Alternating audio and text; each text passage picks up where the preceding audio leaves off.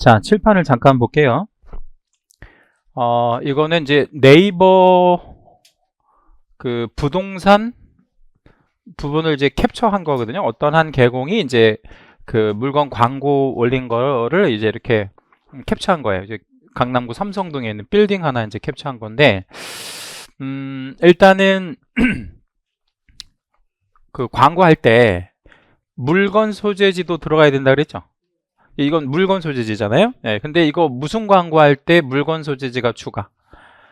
인터넷 광고. 이거 네이버는 인터넷 광고니까 이 물건 소재지 들어가고 뭐 층수 같은 거 들어가고 또 사용 승인 언제 받은, 굉장히 디테일하게 광고하죠.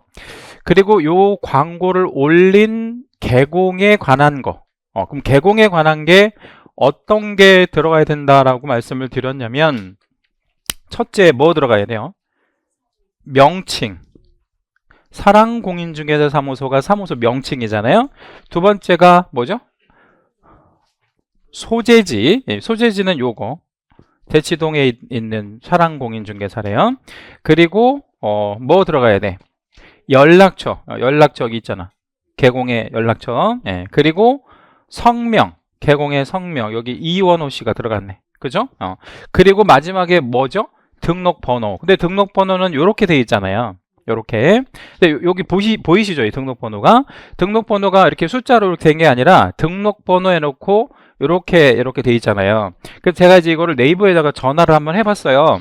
뭘 전화해봤냐면, 이 등록번호를 왜 이렇게 표시를 안 하느냐 했더니, 표시를 안 하는 게 아니고 표시를 하는 거래. 하는 건데, 여기다가 커서를 갖다 대면 번호가 보이는 거예요. 그래서 여기 커서를 하라는 의미예요. 근데 이거를 약간 좀 이렇게 숨겨 놓는 거지. 이렇게 등록번호 이렇게 바로 오픈시키는 게 아니라 숨겨 놓는 거다. 이거 등록번호. 왜 숨겨 놓냐 그랬더니, 등록번호만 가지고 뭘 이렇게 조회할 수 있는 정보가 좀 있대요. 그래서 이렇게 등록번호를 오픈은 하기는 하지만 이렇게 숨겨놓는 뭐 이런 거다. 그래서 이거 보고 싶으면 여기다 이제 커서를 갖다 대면 보인다.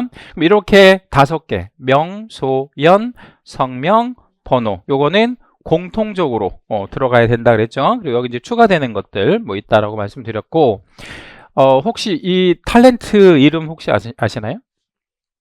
이 탤런트가 명씨는 아니고 다른 성씨야. 근데 이름은 소연이가 맞아.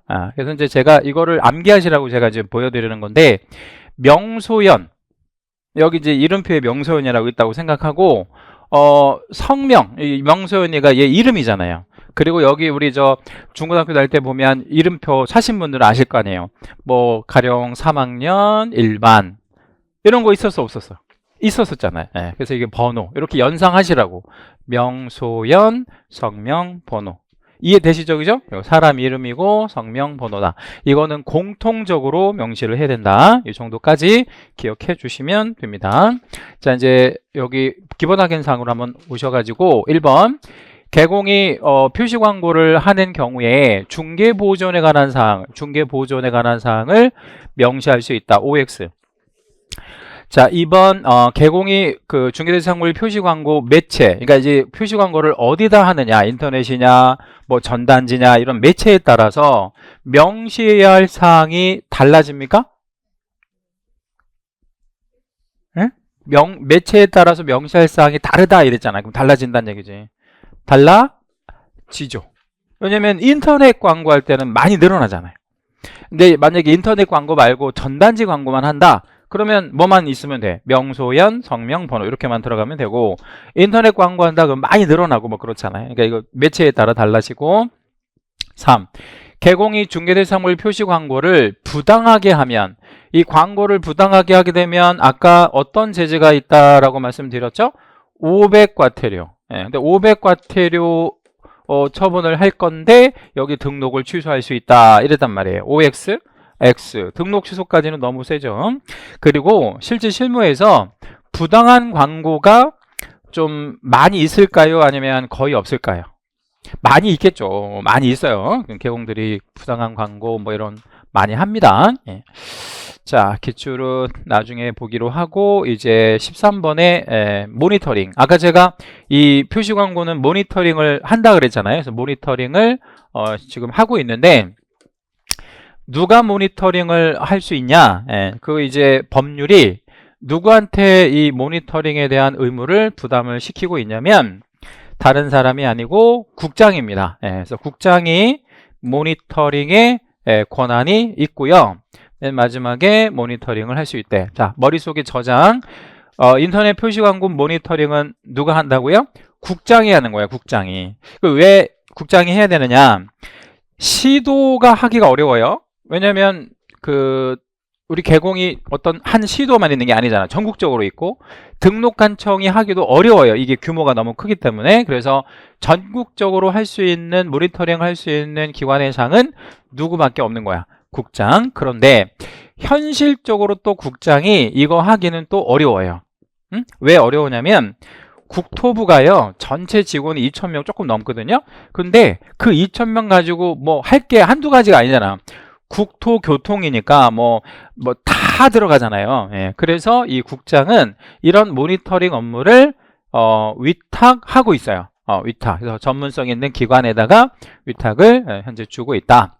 자, 그리고 이제 이 모니터링을 할 때 국장은 여러 가지 조치를 할 수가 있는데 이거를 누구한테 조치를 할 수 있냐면 정보통신 서비스 제공자에게 자료 좀 줘볼래? 이렇게 이제 요구할 수 있는데 대표적으로는 네이버 같은 업체, 네이버 같은 업체에다가 우리 모니터링 하게 필요하니까 정보 좀 줘봐 이렇게 국장이 요구할 수 있고 네이버 말고 어떤 또 정보통신 서비스 제공자가 있을까요? 여러분 생각해 보면 네이버만 있는 건 직방, 뭐 다방 뭐 이런 거 있잖아요, 그지? 그런 거에다가도 업체에다가도 뭐 이렇게 모니터링을 위해서 필요한 어떤 자료 같은 거를 요구할 수 있습니다.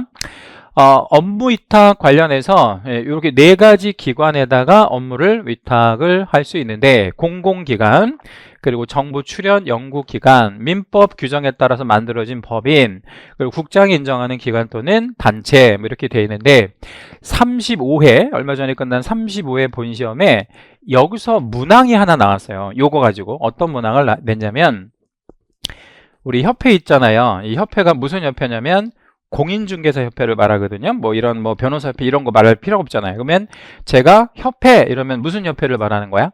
공인중개사 협회가 이 모니터링 수탁기관에 들어가느냐라고 물었어요. 여기서 한번 판단해 보세요. 이 네 가지 기관 안에 협회가 들어가요, 안 들어가요?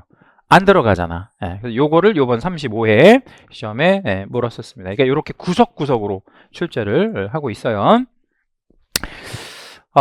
그 다음에 이제 모니터링 유형을 좀 한번 살펴볼 건데 이 모니터링 유형이 중요합니다. 여기다는 채색 하나만 잡을 건데 모니터링은요 두 가지 모니터링이 있어요. 기본과 수시 모니터링이 있어요. 기본과 수시. 기본은 얼마나 자주 하는 거냐면 분기별로 하게 됩니다.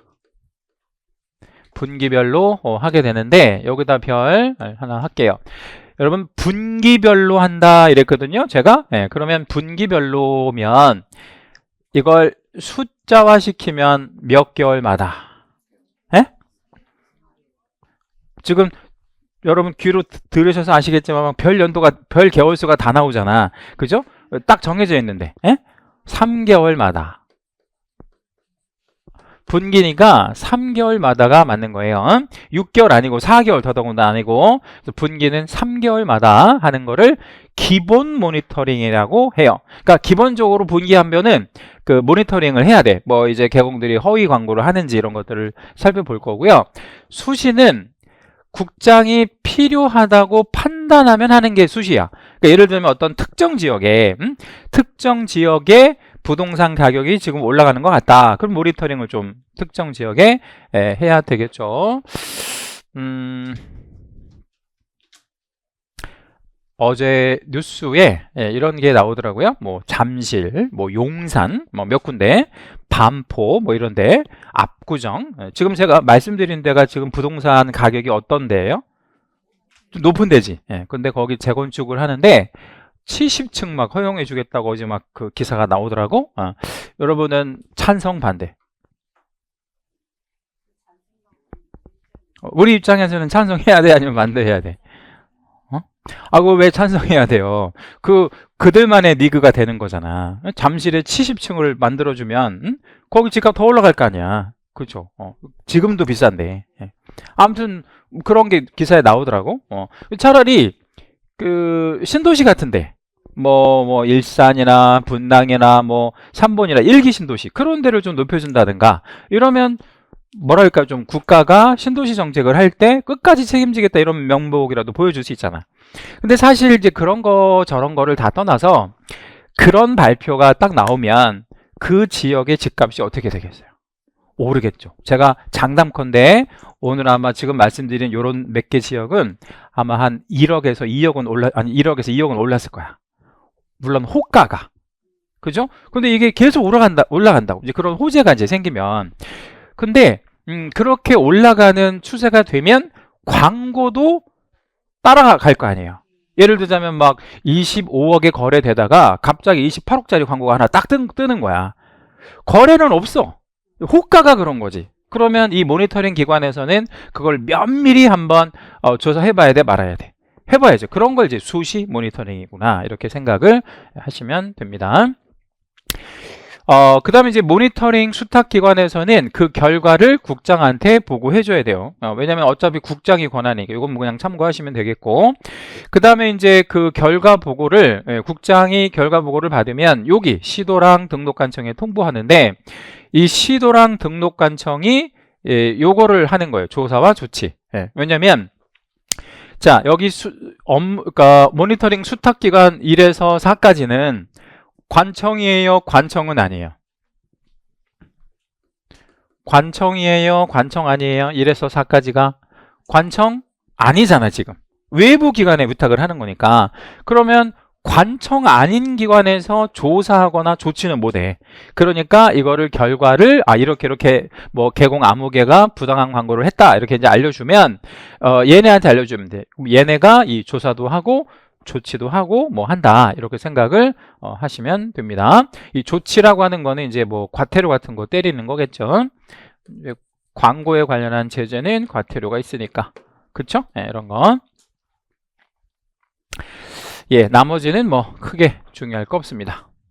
정도 보시면 되겠고, 자 이제 테마 14번의 인장으로 한번 넘어가 보는데 여기 별 하나만 잡으세요. 인장. 여러분이 인장하면 제가 이걸 한 몇 년 전에 이거 막 강의를 막 했었거든. 인장 관련해서 아마 20-30분 막 강의를 했는데 이제 딱 끝나고 어떤 20대 초반에 이제 굉장히 젊은 친구가 인장이 뭐예요? 이렇게 질문하더라고. 그래서 제가 충격을 많이 먹었어요. 그래서 제가 인장이 뭔지 몰라? 그랬더니 모른대. 인장을 안 써봤으니까 모를 수도 있죠 뭐. 그래서 제가 좀 많이 충격을 먹었는데 인장이 뭐예요? 제가 질문 들어볼게. 도장이죠 도장. 인장은 도장이에요. 그래서 안 써본 애들은 모를 수도 있지만 인장은 도장을 말한다.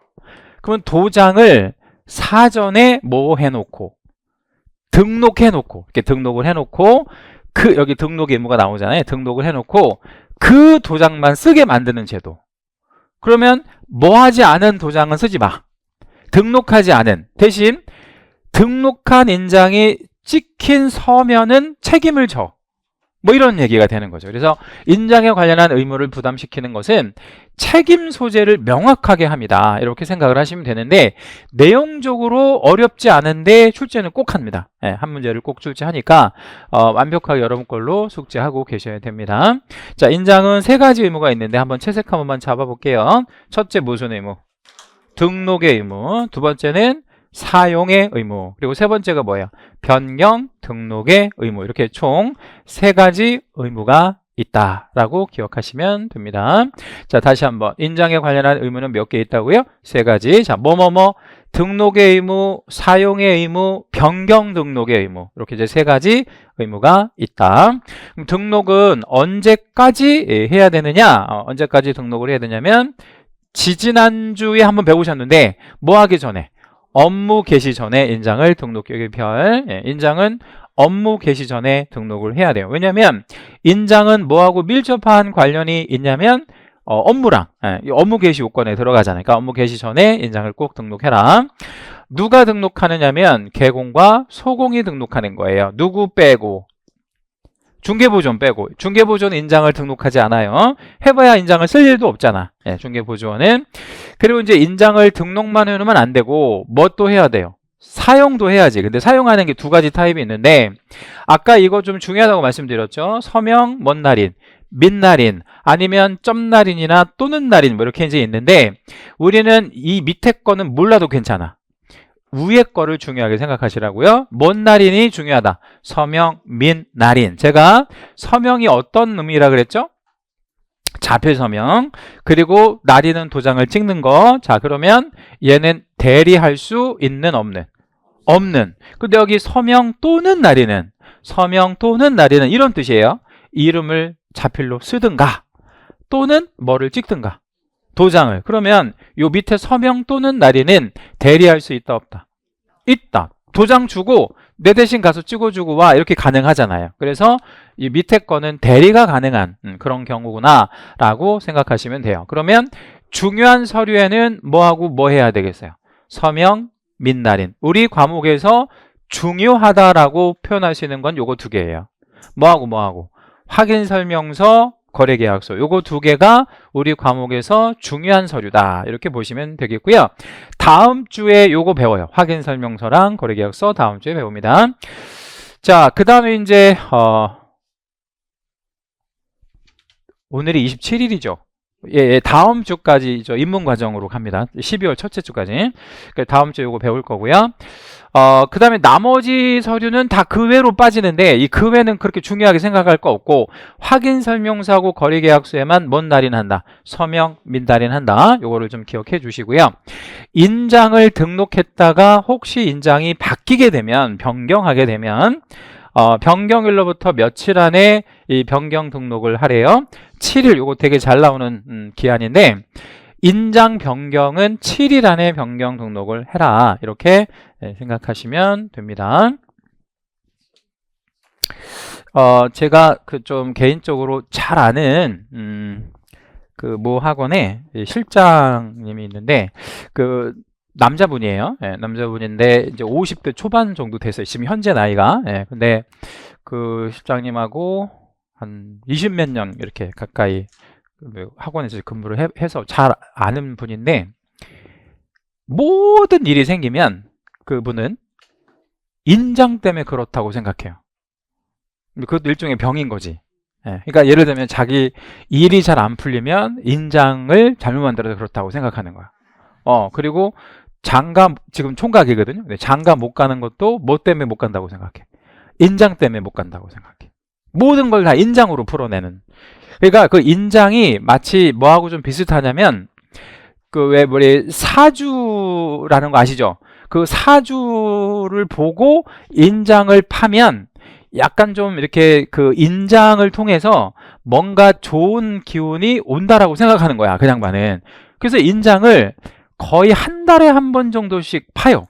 근데 이거를 이런 여기 인사동 같은 이런 데서 막 10,000몇 원, 뭐 2만 몇천 원 이렇게 주고 파는 게 아니라 뭐 무슨 당 있잖아요. 뭔 당 있어. 그러니까 이게 상호 말씀드리기가 좀 어려운데 되게 유명한 도장 파지는 집이 있거든. 그런 데서 도장을 이 사주까지 보고 팔려면 100에서 150만 원? 요 정도 줘야 돼. 인장값은 별도고. 그러니까 그 인장을 막 150만 원 주고 파갖고 온다고. 그리고 이제 그 인장을 파면 뭐 이렇게 써줘요. 이렇게 뭐 한자로 이렇게 쫙 풀어주는 거야. 그래서 이렇게 저는 읽을 수도 없어. 한자로 막 이렇게 막 흘려 써가지고 막 해가지고 이게 150만 원짜리 인장이라고 하면서 저한테 이거 한번 보시라고 이렇게 보여주는 거야. 근데 이제 두 가지 인장이 있을 거 아니에요. 원래 인장과 바꾼 인장. 제가 볼 때는 똑같아. 제가 볼 때는 똑같은데 저보고 찍어보래. 찍어보거든요. 그럼 찍어보면 내용이 비슷한 게 아니고 똑같아. 완전 똑같아. 근데도 그걸 150만 원씩 파고 와요. 근데 원래 것도 몇십만 원 주고 판 건데. 그래갖고 제가 그래요. 이제 이거 똑같은데요? 그러면 아니라는 거야. 뭐가 다르대. 그래서 뭐가 다르냐고. 난 못 찾겠다 그랬더니 최근 일인데 도장에 이렇게 두 개를 찍었잖아. 근데 미세하게 150만 원짜리 인장 다시 찍은 거는 미세하게 점이 하나 찍혀 있더라고. 그 점이 자기 운을 틔워준다는 거야.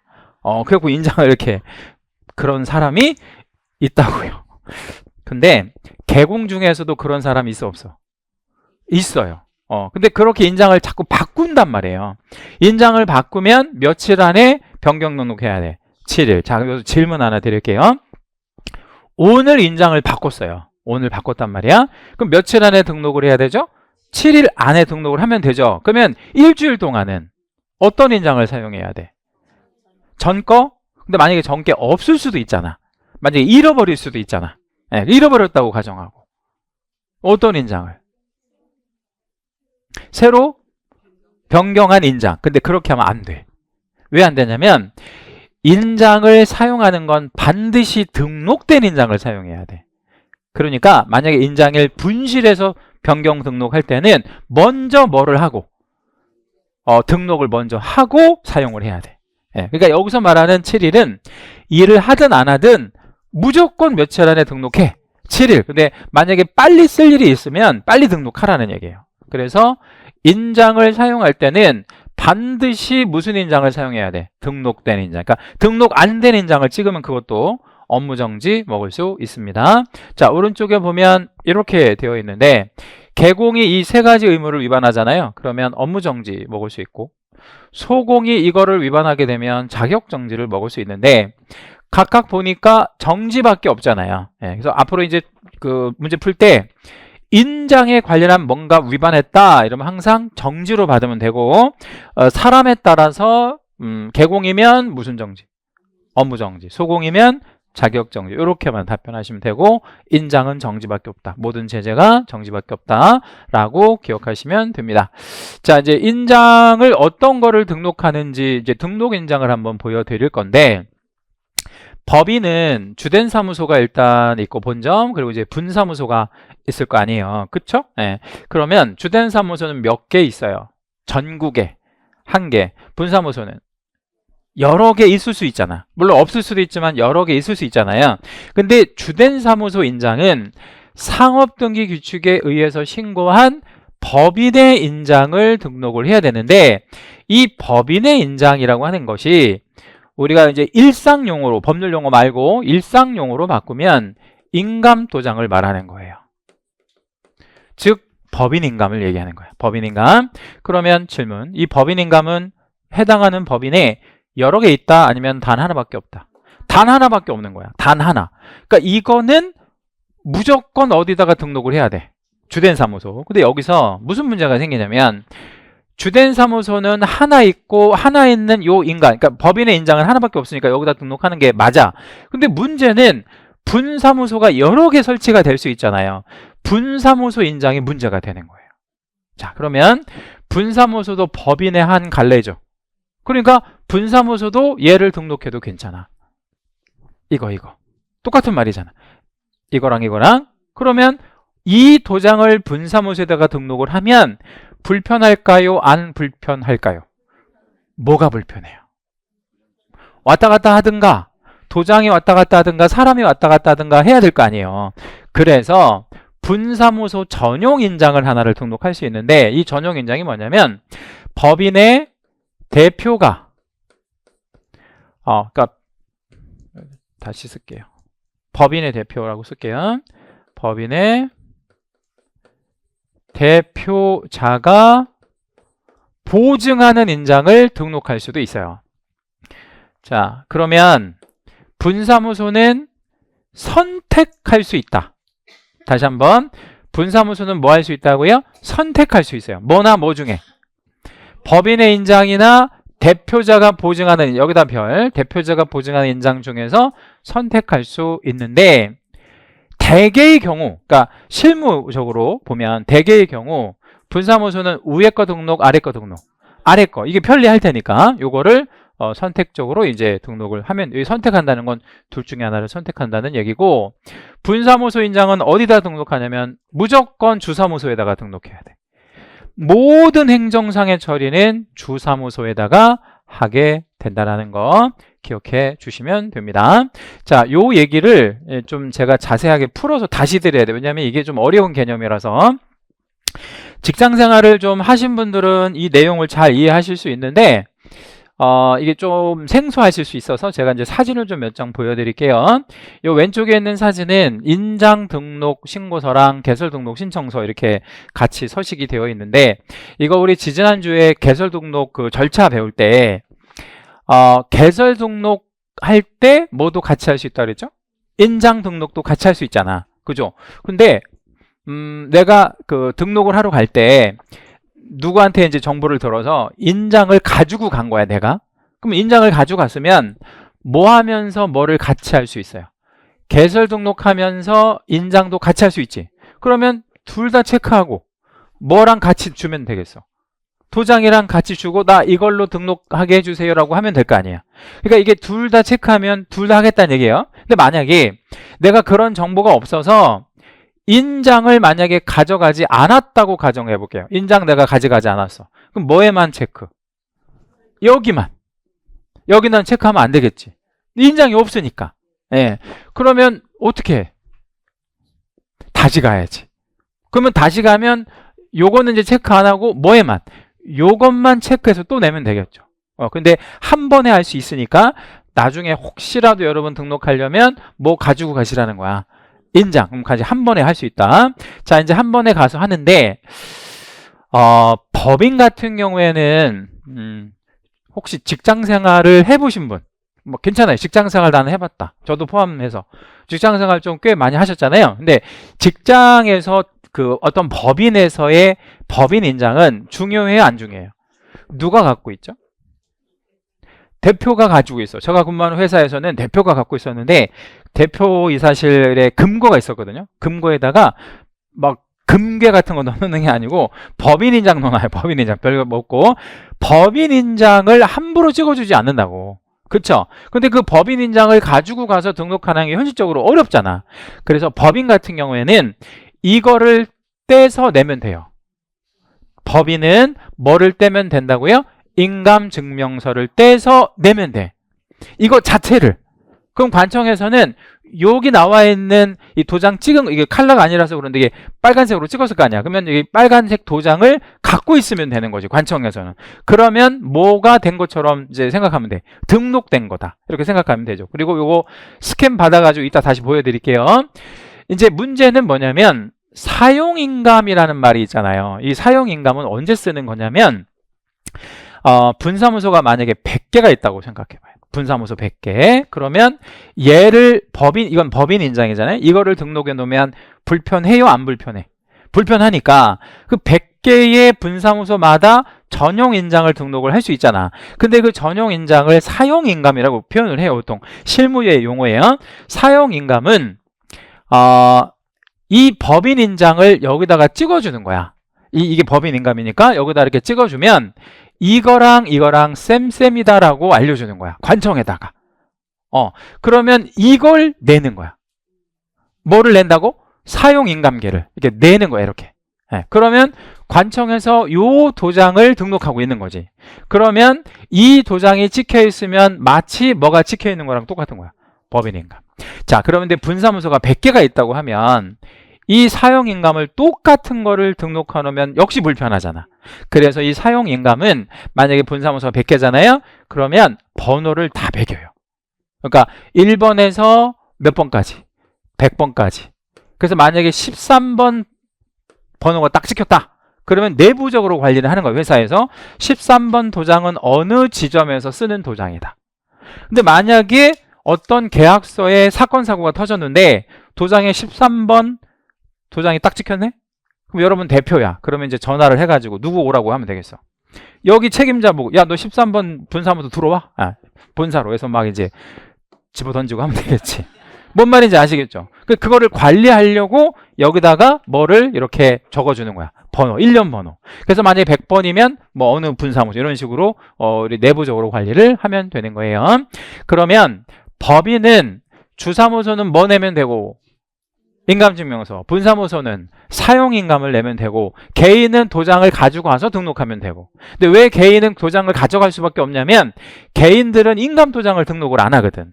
개인은 도장을 가져가서 등록을 해야 된다. 자, 그럼 이제 등록을 하면 어떻게 되냐는지 보여드릴게요.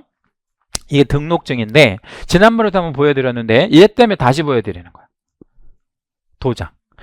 이 개공의 사용 인장이 여기에 이렇게 찍힌 거예요. 이거를 등록했다라고 얘기해. 그러면 이 개공은 이 도장만 찍어야 돼. 이해됐죠? 다른 도장 찍으면 업무 정지야. 그러니까 반드시 이 도장만 찍어야 되는 거예요. 이 도장 잃어버리면 어떡해? 응? 이 도장 잃어버렸어. 그럼 어떻게 하죠? 며칠 안에, 7일 안에 바꿔가지고 또 다른 도장으로 바꿔가지고 요거 이제 찍어야 되겠죠? 그래서 빨리 쓸 것 같으면 빨리 바꾸고 찍어야 되겠죠. 그래서 변경할 수 있는 공란을 이렇게 두게 됩니다. 자, 이제 분사무소도 인장을 등록할까요? 안 할까요? 해줘. 근데 이제 여기 분사무소 여기 설치 신고 필증이라고 되어 있는데 이게 이게 제가 구글에 찾아보니까 최근 게 없어가지고 옛날 거밖에 없어서 말씀드리는 건데 옛날에는 필증이었어요. 근데 지금은 용어를 바꿔가지고 분사무소 설치 신고 확인서로 용어를 좀 바꿨어요. 이 필증, 무슨 필증, 이렇게 뭐 영수증 이렇게 증자가 들어가는 거 있잖아요. 이런 식의 표현이 일본식 표현이야. 네, 그래서 이거 사용하지 않고 요즘에는 무슨 확인서 이렇게 많이 씁니다. 지금은 뭐라고 읽어야 돼? 분사무소 설치 신고 확인서. 근데 여기에도 보니까 도장에다 이렇게 찍혀 있잖아요. 이 도장은 어떤 도장이야? 응? 사용인감. 근데 여기 보면 이 도장은요, 여기 잘 보시면 도장을 실제 여기다 찍어가지고 주는 것처럼 보여지지. 그죠? 근데 이게 화면이 명확하게 보이실지 모르겠는데 얘는 어떻게 됐나 한번 보실래요? 약간 뭐 했어? 이미지 스캔 받은 거야 이거는. 왜냐하면 사용인감을 내니까 스캔을 받아서 여기다가 인쇄해서 주는 거야. 그러니까 이거는 직접 찍어주는 거고 이렇게. 이거는 스캔 받아가지고 붙여가지고 주는 거다. 뭔 말인지 아시겠죠? 자, 그럼 이제 정리. 개인은 어떻게 인장을 등록하라 그랬어요?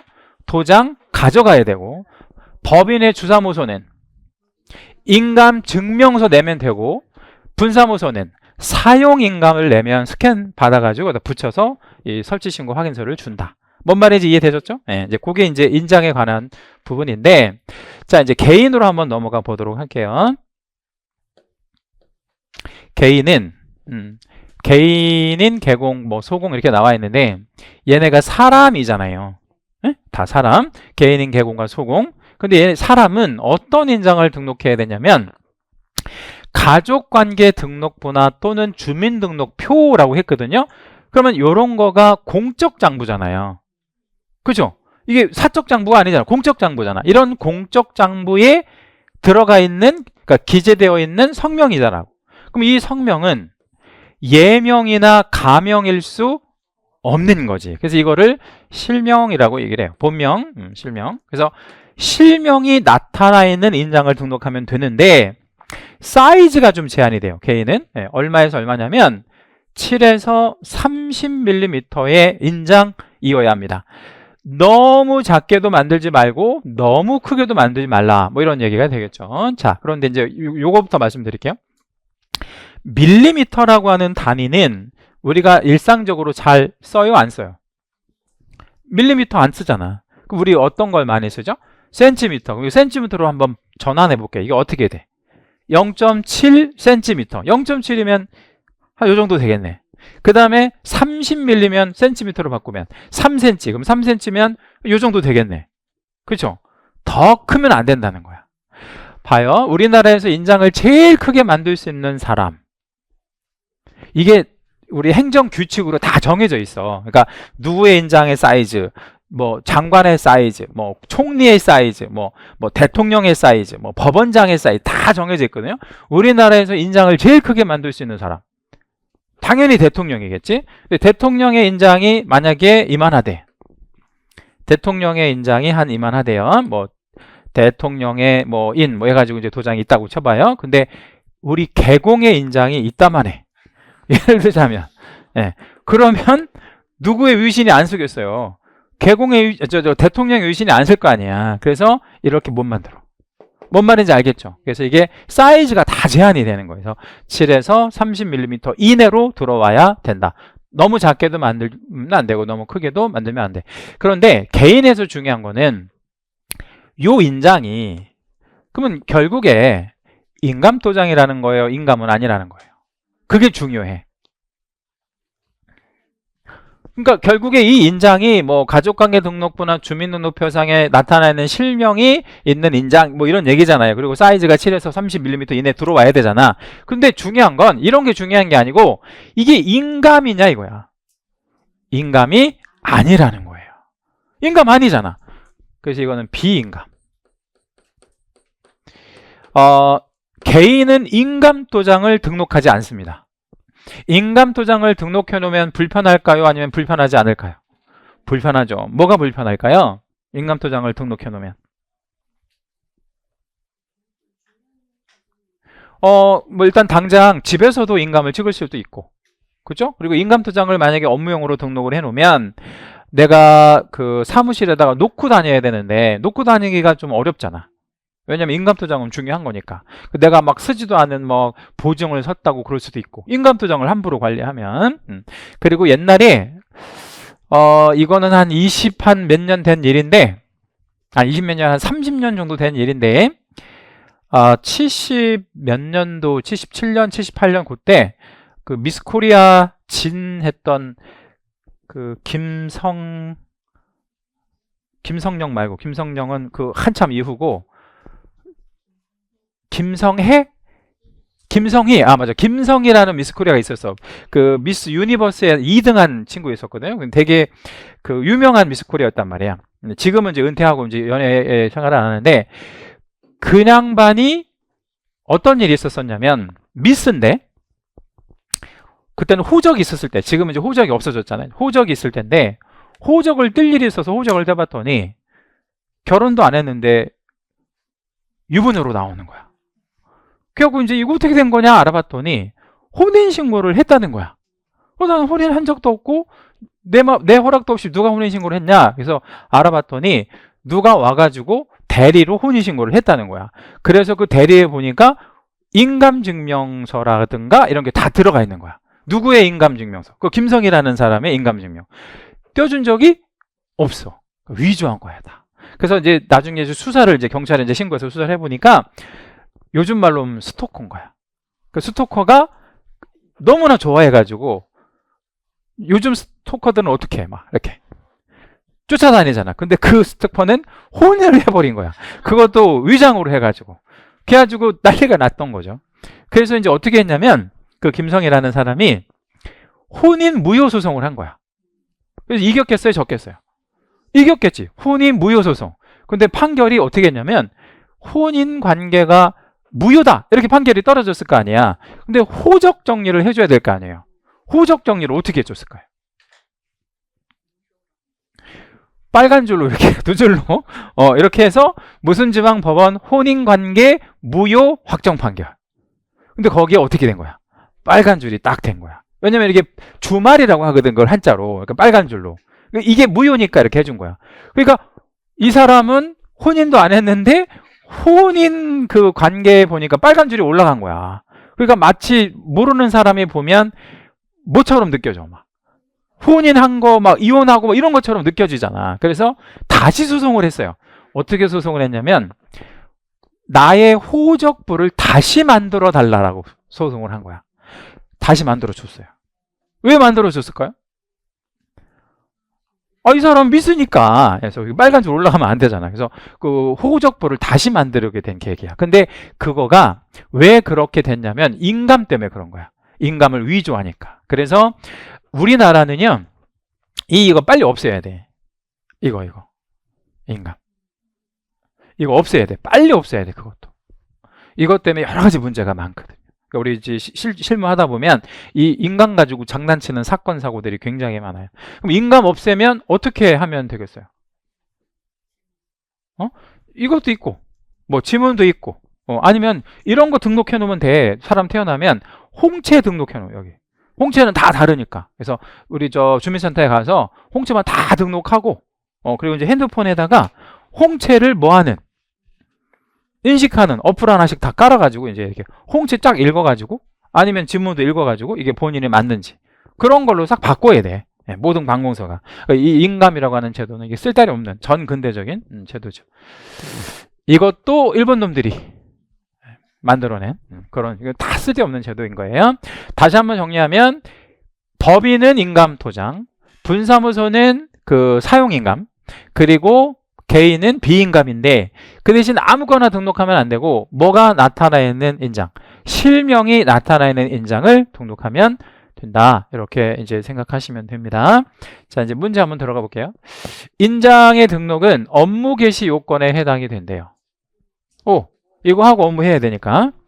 두 번째, 개인의 인장, 개인이에요. 법인 아니고 개인이에요.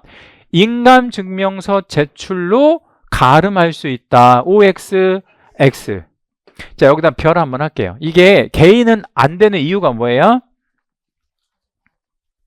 그러니까 왜 가져가야 되지? 그 이유를 아셔야지. 개인은 인감도장을 답 안 나오네. 아까 제가 설명을 막 비인감을 등록하잖아. 뭐 아닌 거, 인감 아닌 거를 등록하니까 이걸 제출하는 것 자체가 안 되는 거지. 그럼 이거 살짝 바꿔볼게요. 법인은 어때 그러면? 법인은 맞아. 법인은 인감증명서 제출로 가름할 수 있는데 개인은 이게 안 돼. 왜냐면 개인은 인감도장을 등록을 안 하니까. 3번. 인장을 분실했어요. 인장을 분실했으면 며칠 안에 변경 등록해야 된다. 7일 안에 변경 등록해야 된다. 이것도 별 한번 해주고요. 자, 4번. 분사무소의 인장은 법인이 보증하는, 여기다 채색 하나만 잡으시고요. 인장을 주된 사무소 등록관청에 등록해야 한다. 이게 이제 작년에 나왔던 지문인데 일단 OX 한번 결정해 볼게요. 응? X. 자, 어디가 틀렸나 한번 찾아보세요. 법인이 보증하느니 틀렸어요. 법인이 왜 보증해? 예, 대표가. 자, 문제를 이렇게 낸다 이거예요. 굉장히 디테일하죠, 여기서. 그러니까 인장이라고 하는 제도가 어려운 제도는 아닌데 문제를 낼 때 이렇게 디테일하게 낸다고. 이건 좀 조심하시라고. 다시 한번요. 누가 보증하는 게 아니에요. 법인이 보증하는 게 아니에요. 그럼 누가 보증하는 거야? 대표가. 네, 법인의 대표가 보증을 하는 거구나. 이렇게 정리하시면 됩니다.